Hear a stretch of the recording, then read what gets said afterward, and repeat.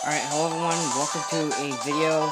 Today I'm going to show you how to access bubble select and debug mode in Sonic Mania. So if you're too lazy to look up another video and you're subscribed to me, you've come to the right place. Now this is only in Mania mode. What you want to do is, this is also going to show you how to get debug mode.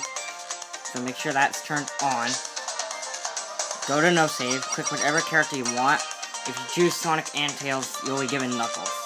So I'm going to choose Sonic, and when you come over here, hold down Y and press A at the same time. And you'll get debug mode. I'm just going to pick Green Hill for now. And when you press Y, you can access debug mode. The B button changes whatever item you want to use. X places the item. A does absolutely nothing. So this is also a good way to skip any level you want. So if you want, just speedrun this entire game with debug mode. But that does it for this video. Oh yeah, you can also press Y to exit. See you all next time. Goodbye.